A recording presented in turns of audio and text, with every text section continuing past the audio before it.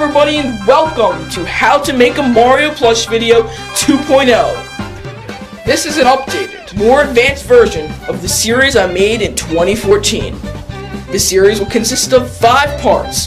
Part 1 will be preparing for your plush video. Part 2 will be filming your Mario Plush video. Part 3 will be editing. Part 4 will be a little more advanced and will focusing on visual effects and special effects. Finally, Part 5 will be uploading your Mario Plush video and managing your YouTube account. In this part, we will be uploading our Mario Plush video. We will also be making a thumbnail and managing the YouTube account. Without further ado, let's begin. Finally, after preparing, filming, and editing your video, it is finally time to upload it. In Final Cut Pro, I'm going to click on File and Share. This time I'm going to click on Export File and not on YouTube. You can click Add Destination to add the export file. The reason I don't upload directly to YouTube is because sometimes Final Cut Pro will glitch out and upload in 360p and less than 60 FPS. Therefore, I recommend exporting the file to your computer first and then uploading it from there. It is a lot easier and will usually upload in 1080p and 60 FPS. I'm going to change the name to Mario Plush and click Upload. I'm going to save it to my external hard drive named Videos. You can save it to wherever you want though. Okay, our file is getting ready to upload. Let's try and make the thumbnail on Adobe Photoshop. I use Adobe Photoshop because it works very well with making thumbnails for YouTube. Let's try it out. Let's click New File. Let's change it from inches to pixels to see what we're doing. For thumbnails, always set the width 1280 and the height 720. This is the standard size for YouTube thumbnails. Let's set the background colors to transparent. Alright, here we go. I found a nice background on the internet that I'm going to use. Let's use this red one. Looks pretty good, right? I'm going to click it from Finder and drag it over to Adobe Photoshop. Let's then transform it to fit the canvas. Once you are done transforming, be sure to hit the check mark up at the top. Instead of a background from the internet, we can choose a gradient. Using the gradient tool, we can draw the gradient on our canvas. This purple canvas looks really nice, but let's stick with the red for now. So the next thing we want to do is get our plush characters we want for our thumbnail. I'm going to be choosing Mario. This is a PNG file of Mario. Make sure you scale and position Mario as well as rotate him. So you want to know how I get rid of the background, huh? Let's grab an old photo of Bowser Jr. I took a while back. I'm going to zoom in so we can see what we're working with a little better. For cropping out a background, we're going to be using the Magnetic Lasso tool. The Magnetic Lasso tool will create a mask following the edges of an object. I'm going to click somewhere on the edge of Bowser Jr. and follow the path all the way across. If you click with the Magnetic Lasso, it'll create a point. You don't have to do this all the time, however, because Adobe Photoshop will create points for you. I create points manually when there's an area of low contrast. Alright, we're nearly complete. When we finish the circuit of Bowser Jr., let's click on the point we started with and click Select Inverse. Now, let's delete the background.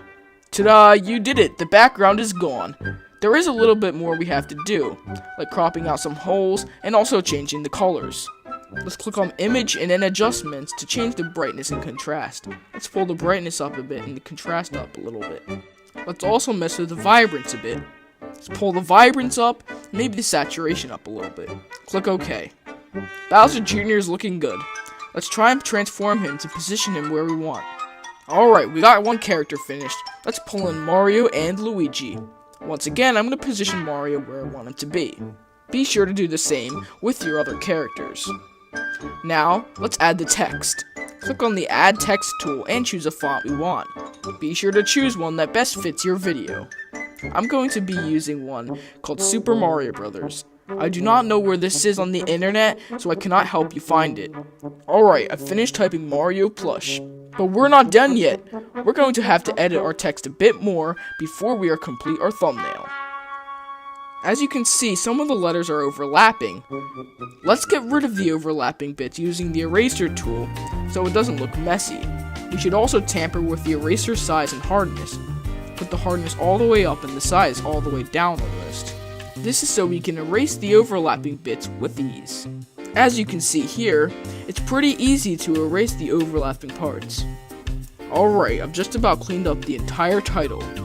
Looks pretty decent. Next, we want to fill in the title with some color. Let's choose the fill paint bucket. Let's also choose the color we want.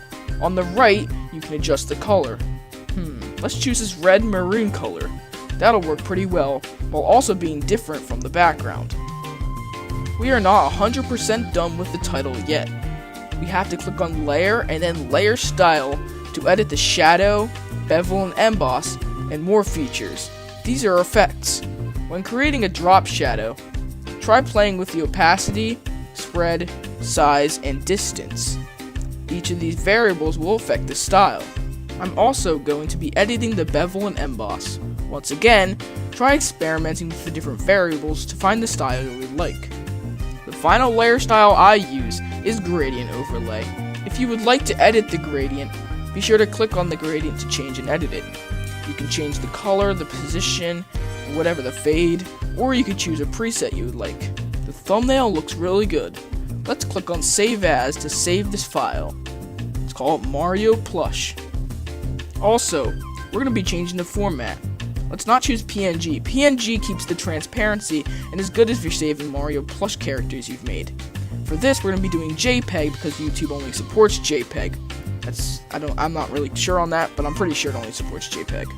Click OK, and there we go. Assuming you've already created an account, let's head over to YouTube and upload our video.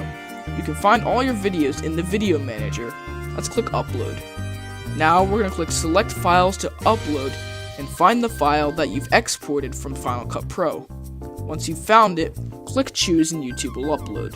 All your videos will appear in the video manager, where you can furthermore edit the basic info, annotations, the monetization settings, and even the thumbnail. Monetization will allow for ad revenue, assuming you've created an AdSense account.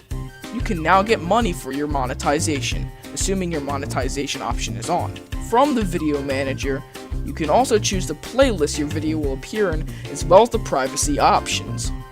Don't forget that from here you can also change the thumbnail, which we're going to do right now. If you click on Change Image, we can change the thumbnail of our video. Let's find the thumbnail we created on Photoshop and choose that image. Let's also take a look at the cards. Cards will suggest channels, videos, and even other websites for users to click on. You can edit these info cards here in the Video Manager. Another important tool in Video Manager is the annotations. Annotations will add little mini sticky note kind of things to your video. Let's add a speech bubble right here. As you can see, the speech bubble is on top of the video where you can edit the text and even the transform options. Once again, all your videos will be in the Video Manager section for you to edit. Let's take a look at our channel. We can edit the channel's featured content by clicking here on the edit symbol. From here, you can also change the channel trailer that you may want to make. There are a ton of customizable options on your channel, so be sure to experiment with them all. Finally, from your channel, you can also view your subscribers, messages, and comments. Also on your channel, you can create, edit, and view your playlists. One of the last and most important customizable options is the About section. You can change the channel description, email, and links. And last but not least, we're going to be checking out the analytics by clicking the view count on your channel. Here you can view all of your channel stats. The last thing I want to say before wrapping this video and series up is you want to share your content. Share your content to Facebook, share it to Twitter, share it to Google+. Make sure you get seen. If you don't get seen, your content and channel is never going to grow. Thank you all for watching. Be sure to hit that like button and also subscribe to EpicMarioBros for more awesome videos like this. Thank you and bye.